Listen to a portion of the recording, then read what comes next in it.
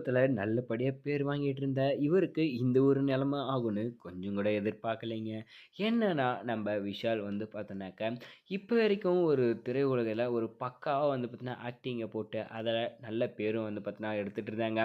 அவருக்கு ஏற்பட்ட மன உளைச்சல்ல அவர் வந்து பார்த்தீங்கன்னா, "நான் திரையுலகத்துக்கே வரமாட்டேன்" அப்படின்ற ஒரு முடிவ வந்து ரீசென்ட்டா எடுத்தாரு.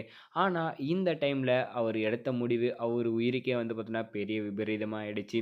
ஏன்னா, அவரு வந்து பார்த்தீனாக்க, நம்பளால நடிக்காமலும் இருக்க முடியல. அதுவும் இல்லாம, நம்ம போட்ட எஃபெக்ட் எல்லாமும் வந்து பார்த்தீங்கன்னா, வீணா போயிடுச்சோ! அப்படின்னு சொல்லி அவருமே வந்து பார்த்தீங்கன்னா, ரொம்ப ஃபீல் பண்ண ஆரம்பிச்சுட்டாங்க. இப்ப வரைக்கும் நம்ப விஷால்னா வந்து பார்த்தீங்கன்னா, ஆக்டிங்லலாம் வந்து பார்த்தீங்கன்னா, மாஸ் காட்டியிருப்பாங்க. ஆளு பார்க்க தான் 6 அடி உயரமா இருந்தாலும், அவர் பேச்சு எல்லாமே வந்து பார்த்தீங்கன்னா, கம்பீரமா தான் வந்து இருந்துச்சு. இப்ப வரைக்கும் அவர் நடிச்சது எல்லாமும் வந்து பார்த்தீங்கன்னா, சூப்பரா ஹிட் ஆகிட்டு தான் இருந்துச்சு.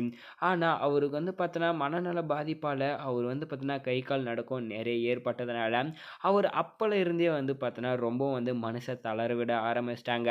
இவர பார்த்து எல்லாருமே வந்து பார்த்தீனாக்கா, கூடிய சீக்கிரம் அவர் நல்லபடியா வந்து குணமடைஞ்சு வரும்னு சொல்லிட்டு எல்லாருமே வந்து பார்த்தீங்கன்னா இருந்தாங்க. அவர பார்த்துட்டு அந்த ஒரு நிலைமையில எல்லாரும் வந்து மனசொடைஞ்சு வந்து போயிருப்பாங்க.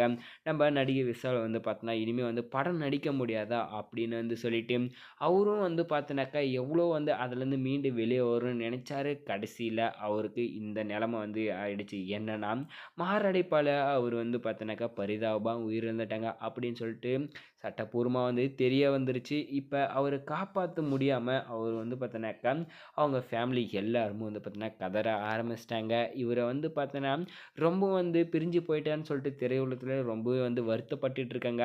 அவராவே வந்து தனியா ஒரு படத்த எடுக்கிறதுக்கு பல முயற்சிகள வந்து எடுத்துட்டு இருந்தாங்க. ஆனா, இந்த ஒரு சமயத்தில இந்த மாரி ஒரு துயர சம்பவம் நடக்கும்னு சொல்லிட்டு கொஞ்சம் கூட யாரும் எதிர்பார்க்கல. இவரு படம் ஹிட் ஆகுதோ இல்லையோ, ஆனா இவரு ஹிட் ஆகியிருப்பாரு அப்படின்னு சொல்லி தான் எல்லாரும் பார்த்தோம். கடைசியில இந்த நிலைமைக்கு அவரே காரணமாயிட்டாரு.